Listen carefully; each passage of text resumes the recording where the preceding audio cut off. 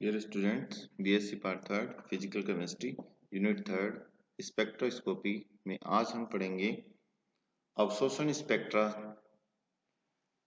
चयन के नियम। यहाँ हम दो डेफिनेशंस की बात करेंगे, अलाउड ट्रांजिशन या अनुमत संक्रमण और दूसरा है फॉरबिडन ट्रांजिशन या प्रतिबंधित संक्रमण। अलाउड ट्रांजिशन, जो संक्रमण आसानी से संपन्न होने वाले होते हैं उन्हें हम अनुमत संक्रमण या अलाउड ट्रांजिशंस कहते हैं, तथा वे संक्रमण जो आसानी से संपन्न नहीं होते हैं उन्हें हम फॉरबिडन ट्रांजिशन या प्रतिबंधित संक्रमण कहते हैं।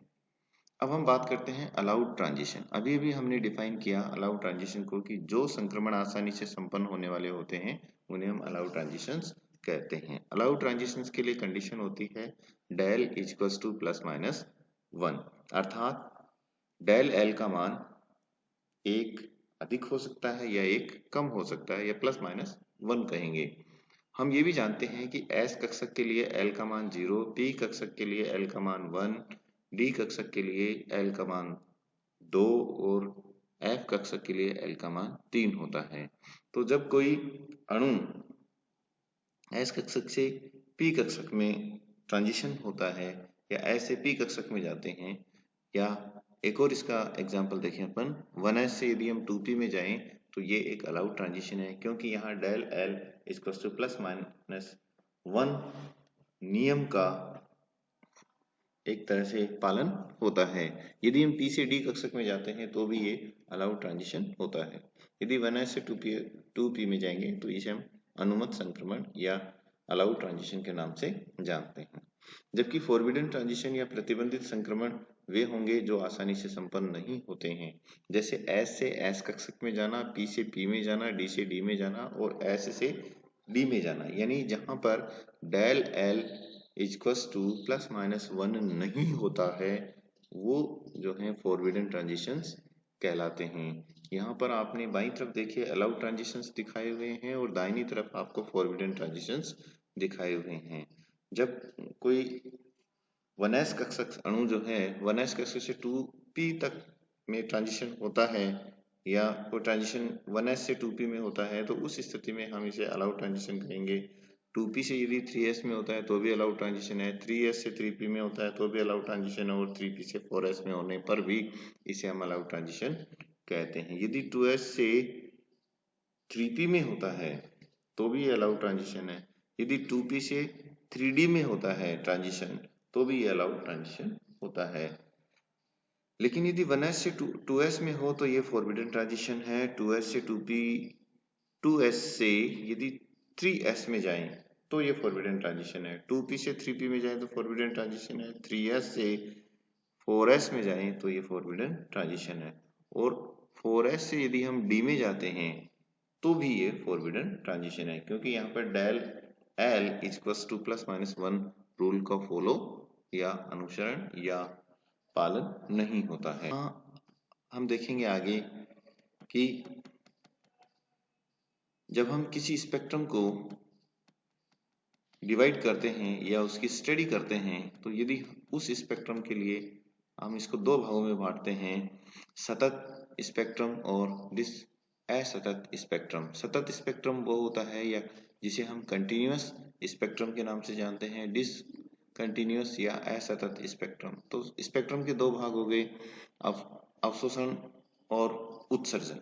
स्पेक्ट्रम दो तरह का अभी आपने पढ़ा, अवशोषण स्पेक्ट्रा और उत्सर्जन स्पेक्ट्रा। प्रत्येक अवशोषण या उत्सर्जन स्पेक्ट्रा भी दो तरह का हो सकता है, सतत स्पेक्ट्रम कंटिन्यूअस स्पेक्ट्रम और असतत या डिसकंटिन्यूअस स्पेक्ट्रम। सतत स्पेक्ट्रम वह स्पेक्ट्रम होता है जो लगातार प्राप्त होता है तथा कोई सीमा विभाजन इनमें नहीं पाया जाता है। जैसे श्वेत प्रकाश का प्रिज्म में से गुजारने पर 7 रंगों में विभक्त होना एक तरह से सतत स्पेक्ट्रम का उदाहरण है। यदि हम असतत स्पेक्ट्रम या डिसकंटिन्यूअस स्पेक्ट्रम की बात करें तो खंडों में ये विभक्त होता है। इसे हम लाइन और एटम, रेखीय या परमाणुवीय स्पेक्ट्रम के नाम से जानते हैं, और इसे बैंड और मॉलिक्यूलर बैंड या आणविक स्पेक्ट्रम के नाम से जानते हैं। रेखिक या परमाणुविक स्पेक्ट्रम, इस स्पेक्ट्रम में अलग अलग लैम्डा व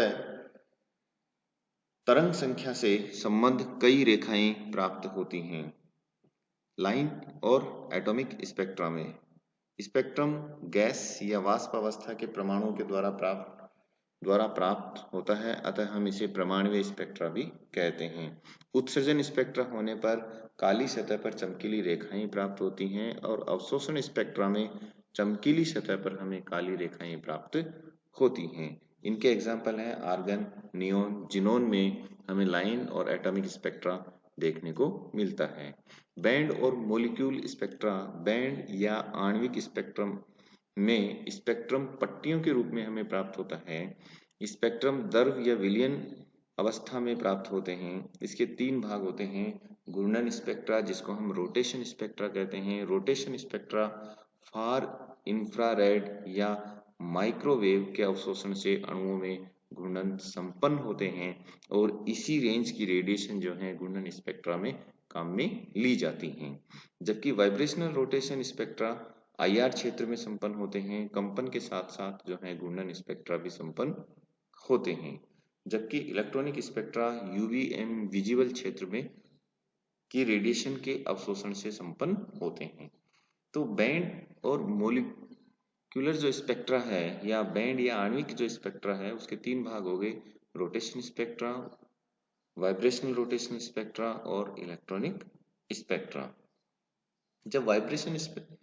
जब कोई एक इलेक्ट्रॉनिक स्पेक्ट्रम जब संपन्न होता है तो उसमें कई वाइब्रेशनल स्पेक्ट्रम स्वतः ही हो जाते हैं और एक वाइब्रेशन ट्रांजिशन जब होते हैं तो उसमें कई रोटेशनल स्पेक्ट्रम या कई उसमें जो है रोटेशनल ट्रांजिशन स्वतः ही देखने को मिलते हैं। और एक रोटेशनल ट्रांजिशन जब संपन्न होता है तो उसमें कई ट्रांसलेशनल स्पेक्ट्रम या ट्रांसलेशनल जो हैं स्पेक्ट्रा अपने को देखने को मिलता है। कहने का मतलब सबसे अधिक एनर्जी वाला अगर स्पेक्ट्रम है तो इलेक्ट्रॉनिक स्पेक्ट्रम, उससे कम एनर्जी वाला है वाइब्रेशनल रोटेशनल स्पेक्ट्रम और उससे कम एनर्जी का है रोटेशनल, और रोटेशनल से भी कम एनर्जी का एक और स्पेक्ट्रा है जो यहाँ प्रदर्शित नहीं है जिसको हम ट्रांसलेशनल स्पेक्ट्रम के नाम से जानते हैं।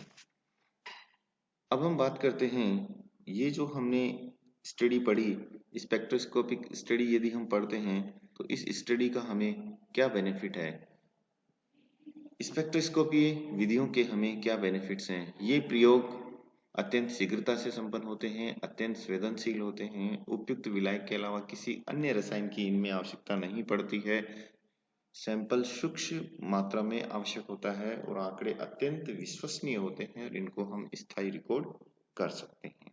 ये हमारे लिए स्पेक्ट्रोस्कोपिक विधियों की इंपॉर्टेंस है। अब हम बात करते हैं विभिन्न स्पेक्ट्रोमीटरों के आधारभूत लक्षण। यदि हम कोई भी एक स्पेक्ट्रोफोटोमीटर बनाना चाहें तो उसमें बेसिक चीजें जो होंगी वो यही होंगी। देखिए, बेसिक प्रकाश का सोर्स हमें काम में लेना होगा, फिर नली में हमें कोई पदार्थ, टी जो है एक नली है उसमें हमें पदार्थ रखना होगा, मोनोक्रोमेटर उसको एक सिंगल वेवलेंथ में कन्वर्ट करेगा, डिटेक्टर उसे डिटेक्ट करेगा और रिकॉर्डर उसको रिकॉर्ड करेगा। यदि हम उपकरण के मुख्य भागों को देखें तो सबसे पहला है इसमें सोर्स। उपकरण के मुख्य भाग देखिए, सोर्स, प्रत्येक पदार्थ या प्रत्येक स्पेक्ट्रा के लिए एक पर्टिकुलर सोर्स की आवश्यकता होती है। ये विद्युत चुंबकीय विकिरणों का स्रोत होता है जिसमें हम उचित तीव्रता एवं उपयुक्त तरंग दैर्ध्य वाले विकिरण प्राप्त करते हैं। यदि हम आईआर विकिरण, घूर्णन और कंपन स्पेक्ट्रा हमें देखने को देखना है तो हमें ग्लोवर या नन्स ग्लोवर को हमें यूज करना होगा जो कि आईआर रेडिएशन को करता है। दूसरा, यूवी विकिरण के लिए इलेक्ट्रॉनिक स्पेक्ट्रा के लिए हम हाइड्रोजन या ड्यूटेरियम विसर्जन लैंप हमें यूज करना होगा।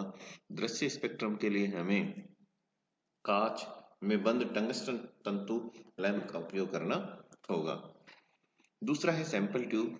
जिस पदार्थ का स्पेक्ट्रम लेना हो उसे उपयुक्त विलायक में घोलकर उस विलयन को उस सैंपल नली में हम डाल देते हैं। यदि हम आईआर स्पेक्ट्रा लेना चाहते हैं तो NaCl या KBr की बनी हुई सैंपल ट्यूब यूज करेंगे। सॉल्वेंट हम इसमें नाइजोल यूज करते हैं। विजिबल अगर स्पेक्ट्रा लेना है तो ग्लास या कांच की बनी हुई ट्यूब यूज करते हैं। यदि यूवी विकिरण या यूवी स्पेक्ट्रा यदि हमें लेना है तो क्वार्ट्ज की बनी हुई सैंपल ट्यूब हम यूज करते हैं। स्रोत से प्राप्त विकिरणों को सैंपल ट्यूब में भेजा जाता है। सैंपल द्वारा अवशोषण के पश्चात विकिरणों को विश्लेषण के लिए विश्लेषक के पास में भेज दिया जाता है। तीसरा है मोनोक्रोमेटर या विश्लेषक। सैंपल ट्यूब के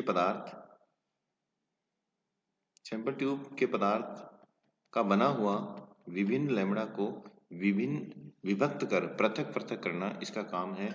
विभिन्न लैम्बडा के विकिरणों प्रिज्म के घूर्णन से डिटेक्टर पर आपतित होते हैं और इस प्रक्रिया को हम क्रम वीक्षण या स्कैनिंग के नाम से जानते हैं। लास्ट हमारा पार्ट है डिटेक्टर।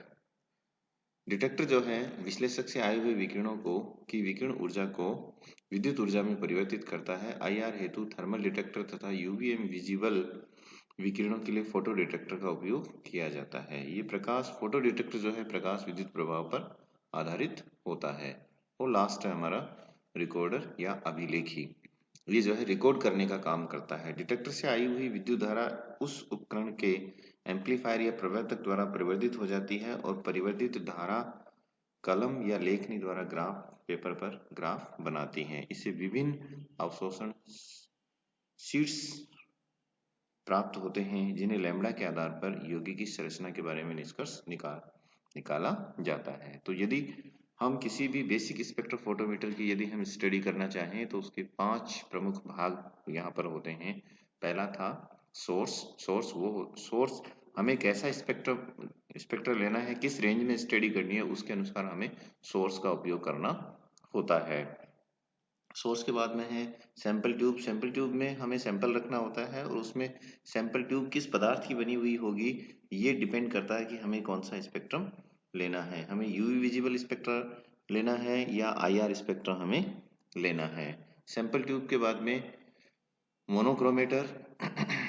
मोनोक्रोमेटर के बाद में डिटेक्टर और डिटेक्टर के बाद में रिकॉर्डर। मोनोक्रोमेटर जो है सिंगल वेवलेंथ आपको उपलब्ध कराता है। डिटेक्टर आने वाली जो रेडिएशंस है उनको डिटेक्ट करता है और रिकॉर्डर उनको रिकॉर्ड करता है। तो ये 5 बेसिक चीजें जो हैं किसी भी स्पेक्ट्रोफोटोमीटर के लिए आवश्यक होती है। धन्यवाद।